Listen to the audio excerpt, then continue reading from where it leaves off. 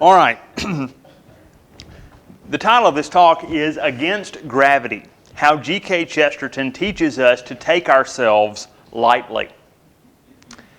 There's no preparation for the first time you meet G.K. Chesterton. It's like walking into a spring thunderstorm while the sun continues to shine. The first time I ventured into his work, Orthodoxy, I was lost, turned upside down in my own room. Or maybe I should say, turned right side up. I was 22 years old. I couldn't put my finger on it, but the joyful inquisitor's words kept ringing in my ear. Sentences like, "The things I believe in most then, the things I believe most now, are the things called fairy tales. They seem to me to be the entirely reasonable things."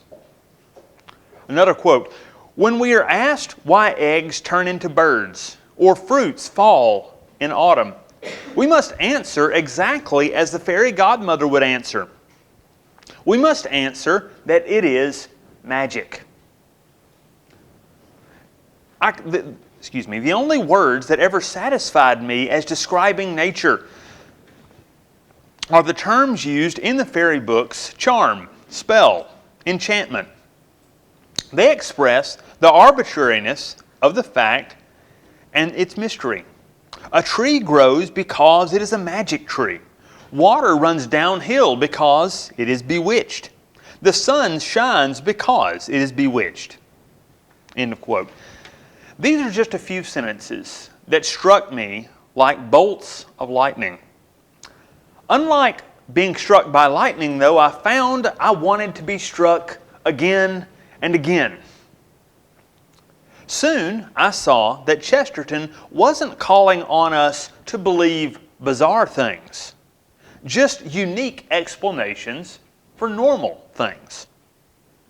He calls on the reader to delight in the wisdom that comes as an adult while preserving the vision of childlike wonder. Reading Chesterton for the first time was like the initial bite of an appetizer when you don't know you're starving. We've all had that experience before. You ever eaten one bite of something and said, "I did not realize how hungry I was"? Or the first step in climbing a lovely high mountain. You're one step closer, but you know, I want to go further. Gilbert Keith Chesterton was not just a man. He was a force of nature. Born in London in 1874, he was 6'4", 300 pounds, give or take 50 at any one given time. He was both a knight and a jester, wearing a cape. Literally, he always wore a cape and carried a sword cane. His delight in life could be seen in the simple joys he pursued. He loved children's birthday parties, much more than the stuffy gatherings of aristocrats, of which he also had experience attending.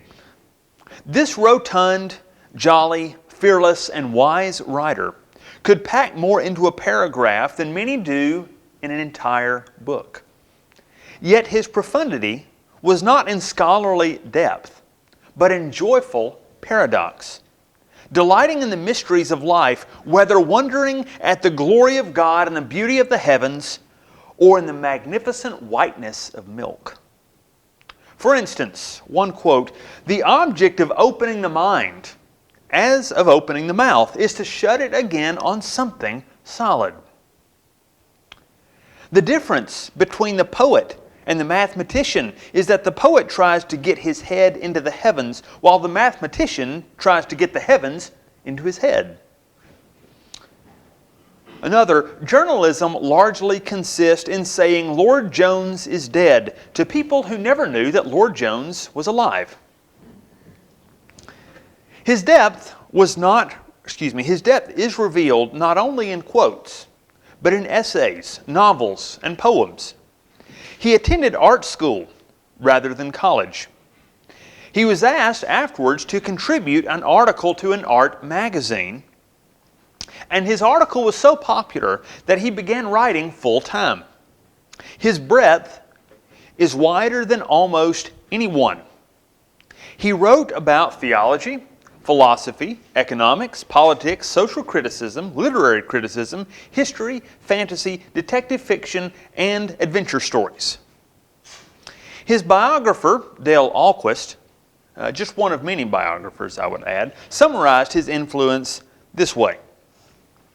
Quote, "This absent-minded, overgrown elf of a man who laughed at his own jokes and amused children at parties by catching buns in his mouth, this was the man who wrote a book called The Everlasting Man, which led a young atheist named C.S. Lewis to become a Christian.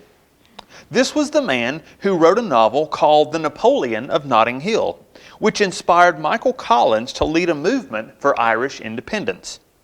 This was the man who wrote an essay in the Illustrated London News that inspired Mohandas Gandhi to lead a movement to end British colonial rule in India. This was a man who, when commissioned to write a book on St. Thomas Aquinas, had his secretary check out a stack of books on St. Thomas from the library, opened the top book of the stack, thumbed through it, closed it, and proceeded to dictate a book on St. Thomas." End quote. Ahlquist goes on to quote the medieval scholar Etienne Gilson, who said that Chesterton's biography is, quote, "without possible comparison the best book ever written on St. Thomas. Nothing short of genius can account for such an achievement. Everybody will no doubt admit that it is a clever book, but the few readers who have spent 20 or 30 years in studying St. Thomas cannot fail to perceive that the so-called wit of Chesterton has put their scholarship to shame." End quote. By the way, I love that story because it tells you, to add to it, when his secretary said, "What books do you want?" he said, "Oh, just any books." That was all he told her. So she went to the library and just brought whatever she found with her and set it down, and he just looked through them and he would dictate. And so at his height, not his 6'4" height, but at the height of his mental powers, he could, at one point he would have 2 secretaries. And he could dictate 2 different essays to each secretary at the same time while writing a third.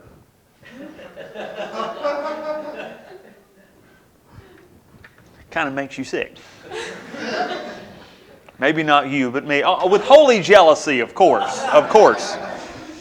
Believe me, I could not do that in preparing these lectures at all. I could go on talking about Chesterton's influence, but this talk is specifically on Chesterton as a humorist. His comedy could communicate profound truth with a light touch. This frustrated many of his contemporaries who took the problems of the present time with grave seriousness. After all, aren't the problems of the modern age something over which to be worried? Not for Chesterton. When interviewed once by the Cleveland Press, he advocated for an emphasis on localism, but in a way that only Chesterton could. Quote, "What we should try to do is make politics as local as possible. Keep the politicians near enough to kick them. The villagers who met under the village tree could also hang their politicians on the village tree. It's terrible to contemplate how few politicians are hung today." End quote. That was published, by the way. Or when Sigmund Freud's psychoanalytic theories were growing in popularity, Chesterton wrote this poem for his magazine, the GK Weekly, entitled On Professor Freud. Here's the poem. "The ignorant pronounce it Freud to cavil or applaud. The well-informed pronounce it Freud, but I pronounce it fraud." When defending the idea of tradition, Chesterton declared that tradition had a surprising ally in democracy. He said it this way, quote, "I've never been able to understand where people get the idea that democracy was in some ways opposed to tradition. It is obvious that tradition is only democracy extended through time. It is trusting the consensus of common human voices rather than some isolated or arbitrary record." Skipping over a little bit, he goes on, "Tradition means giving votes to the most obscure of all classes, our ancestors. It is the democracy of the dead. Tradition refuses to submit to the small and arrogant oligarchy of those who happen to be walking about." End quote. In the early 1900s, the idea of eugenics was popular. Based on Darwinism's flawed view of man, eugenics taught that those who were not competent or evolved enough should not be allowed to reproduce. Leonard Darwin, the son of Charles Darwin, said that there were 3 ways to accomplish eugenics. That is, the gas chamber, forced sterilization, or segregation. Leonard only advocated the latter 2, saying that the first was immoral. Now, of course, on what basis he made that deduction, it's impossible to tell. Certainly not on his father's views.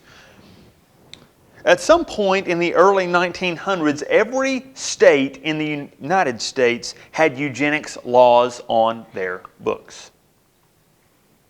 Thousands were unknowingly surgically sterilized, told by their doctors they needed their appendix out or their gallbladder removed, for the sole reason that doctors said that they would produce unfit offspring. This view was later imported to Germany, where a certain dictator believed Leonard Darwin's first method of eugenics was not off the table. When the Mental Deficiency Act of 1913 was passed, Chesterton did what he did best.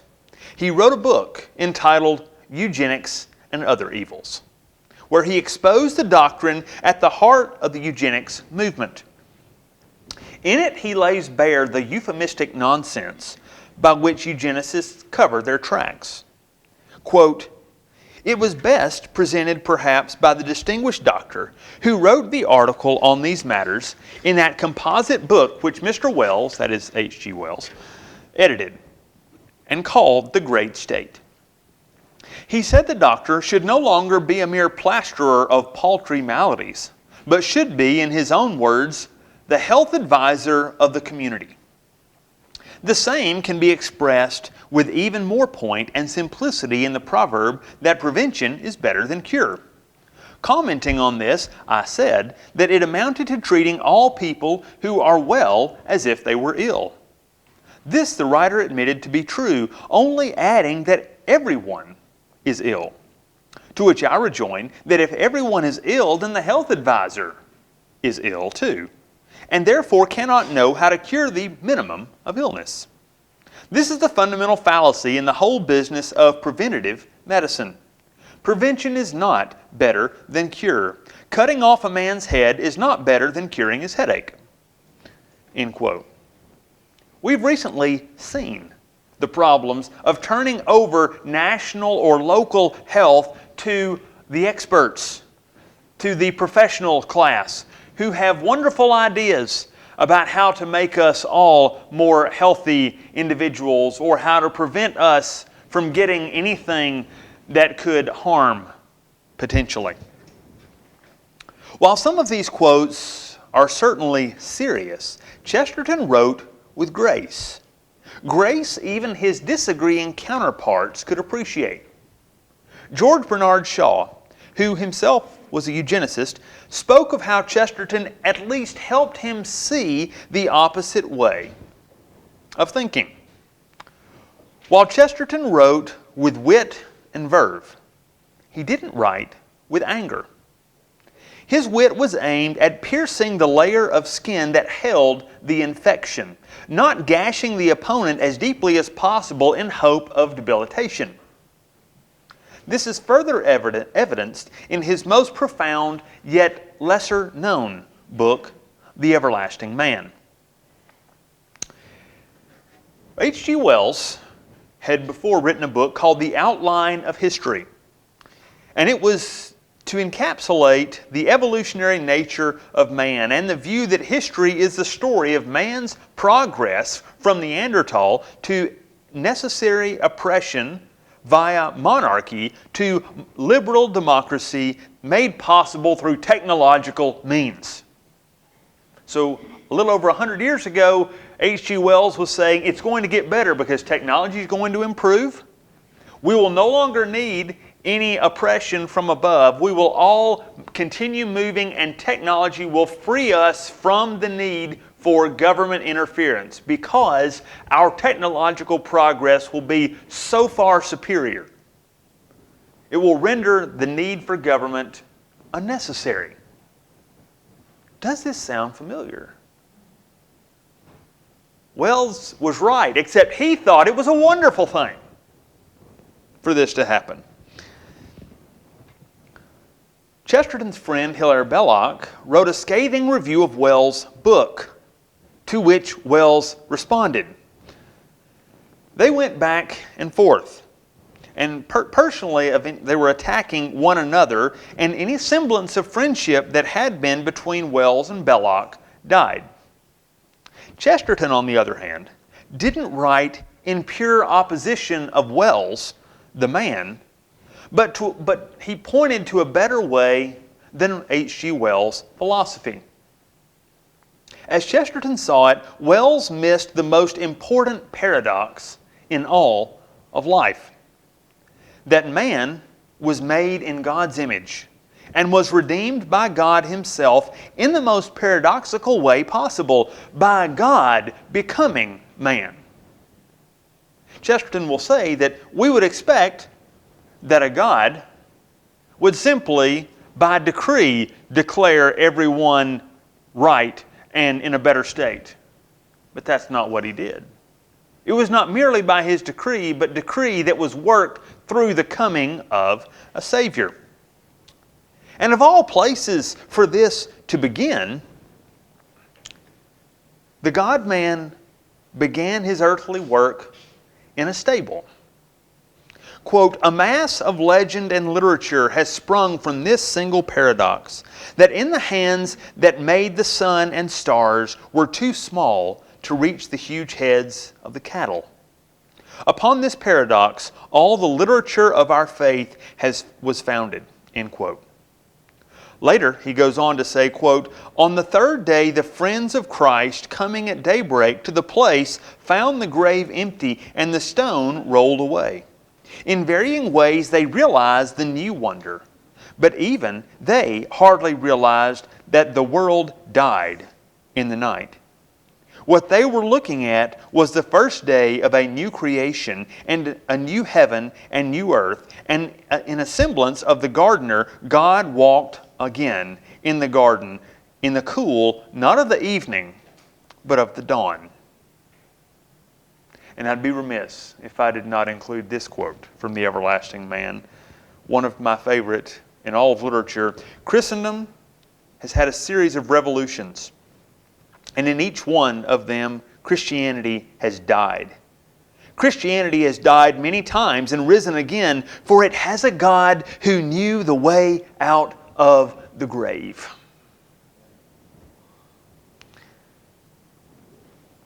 You can see how C.S. Lewis, as an atheist, would come across this book and call it later the greatest apologetic work he'd ever read, playing a significant part in his own conversion. Chesterton, too, was delighted in the gospel. He was too delighted in the gospel to let the faulty optimism of Wells weary him.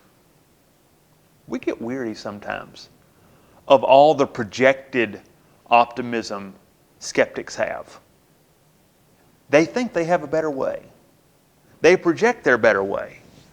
Whether we can rationally explain why it will not work, we know it will not work. But sometimes it just kind of wears you down. You get tired of arguing. You get tired of explaining, and you tend to just keep the joy to yourself, and it starts to shrivel. We can't let it shrivel. We have to feed that joy. Feed the eternal hope. And the good news is that the eternal hope does not die, because it is resurrected and was resurrected with the Savior. And because the Spirit abides in us, hope is continually reborn. It's not just an abstract hope, it's a living hope, because it's hope tied to Christ. Chesterton's novels, sometimes frivolous, sometimes silly, always make a point. Take his novel, Man Alive. The plot centers around a stranger named Innocent Smith who brings whimsical delight into a moribund home. And you can actually contrast, and I'm not the first one to point this out, you can contrast Innocent Smith and Mary Poppins by, I believe, P.L. Travers. I know her last name was Travers. You can contrast those two, but let me tell you at the beginning, Man Alive is a much better work than Mary Poppins. Sadly, Walt Disney, or maybe for the good, Walt Disney never made Man Alive into a movie. Definitely for the good, no. So Innocent Smith, he comes into this home, he brings delight, brings joy to the home, yet at the height of their joy, the police come in and take him away because of charges of polygamy, burglary, and attempted murder. We witness the trial of Innocent Smith, who gives a good and clear defense of all his actions, all of which are only possible because he sees life with the humility and delight of a child. Because of the way the things that he did, and he did not commit the actual crimes, by the way. He is innocent, of course. But his work, the reason he did what he did was to bring this family joy, and to just bring joy to himself. Chesterton's work, Tales of the Longbow, is a series of chapters, each of which sees a different man doing something considered impossible. In one chapter, a man eats his hat. You've heard the expression before, if such and such happens, I'll eat my hat. Well, this man does.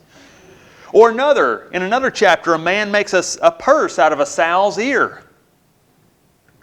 Another chapter, a man makes pigs fly. Those who reach these inconceivable goals then come together. They join forces and create the League of the Longbow, a group who resist the takeover of local land by a cabal of government and big business leaders.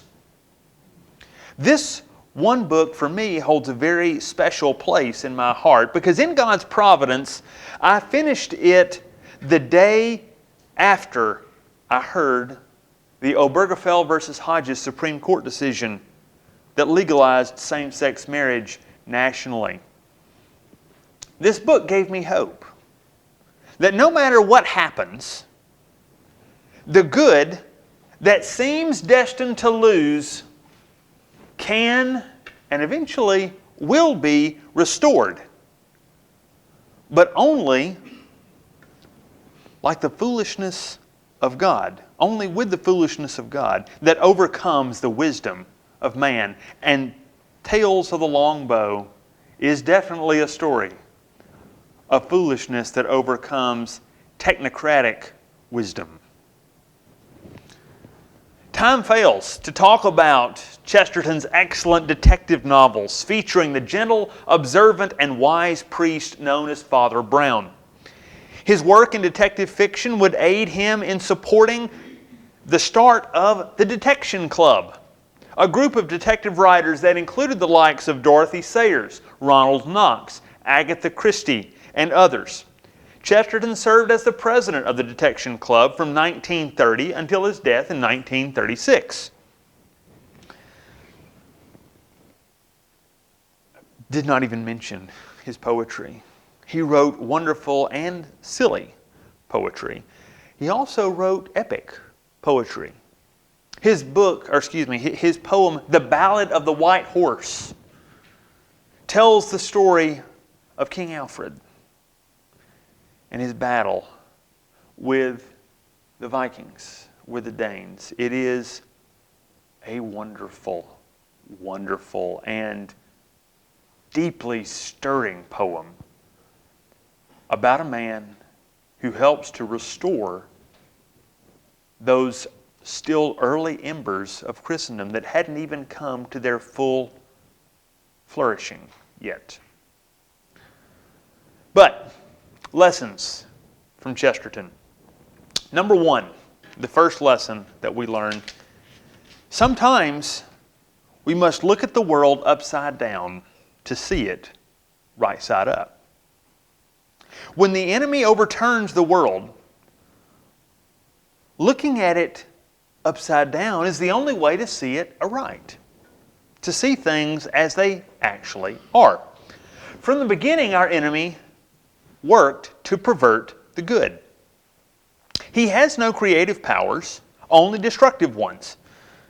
We live in a world that hates authority but loves power, despises sex but embraces sexuality, proclaims freedom through mutilation, and promises life by giving you the keys to your own death.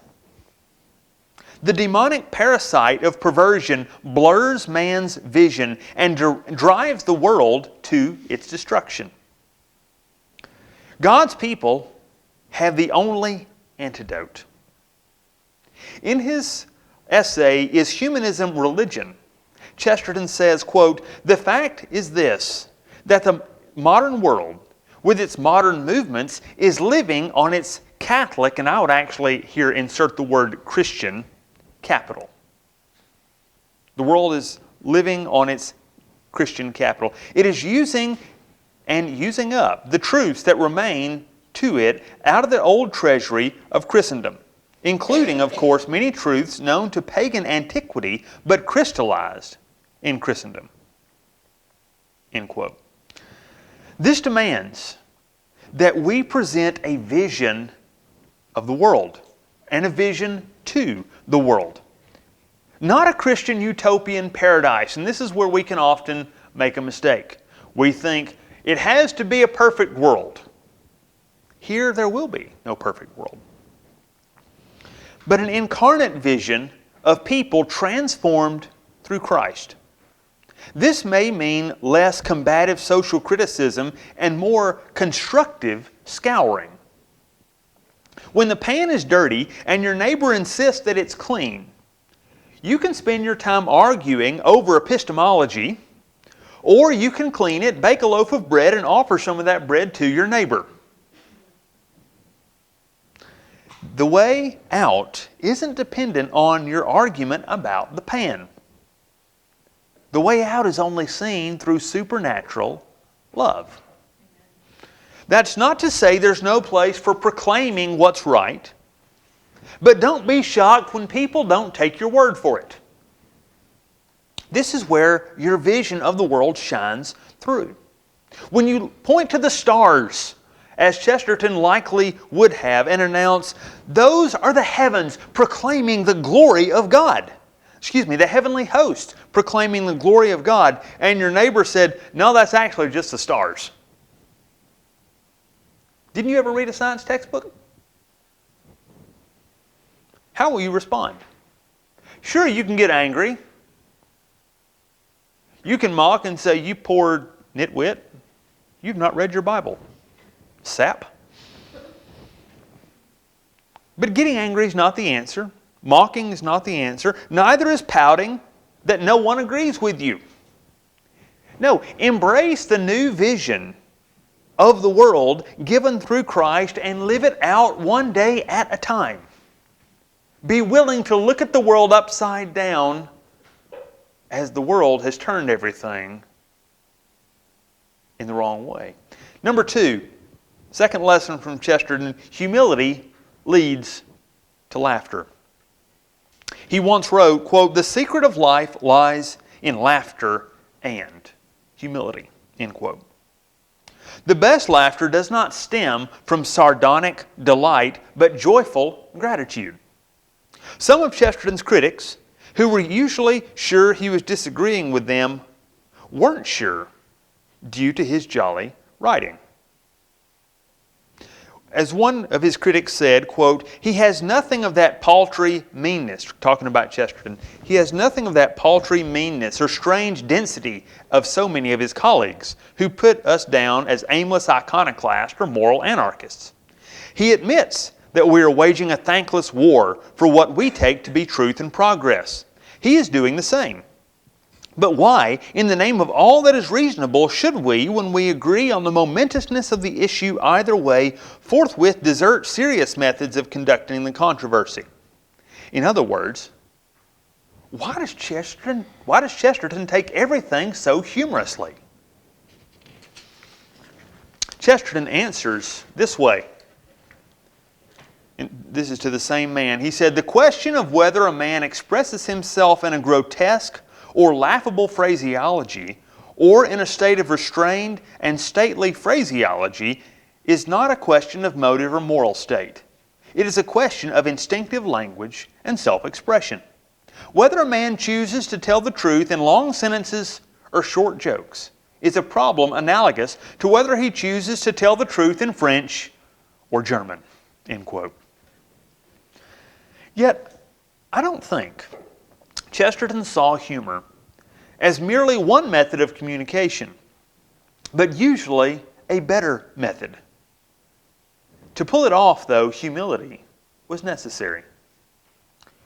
When we see the world as God's theater, one where He built the set, the props, and the actors, and then breathed life into them, and set them on stage of the grandest comedy, tempered with brief tragedies, but overwhelmed with jokes, riddles, and funny stories, all the while working toward a climactic and comic finish, it's hard for us to say, meh.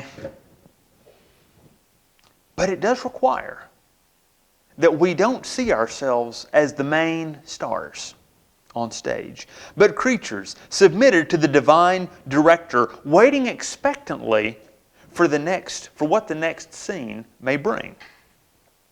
When we view the world with this type of humility, we can understand Chesterton's words, quote, "Praise should be the permanent pulsation of the soul." The third and last thing I would say, Chesterton teaches us simply, don't take yourself too seriously. Quote, "Angels fly because they take themselves lightly." Chesterton remarked this in Orthodoxy. God has given all of us serious work to do that will impact eternity. But in one of life's many paradoxes, the more anxious we are about how our work will impact the world, the less positive our impact will likely be. Our job is not to think less of ourselves, but to think of ourselves less. No one wants to be considered a fool. But as St. Paul teaches us, and Chesterton echoes, only those willing to become fools can overcome the world.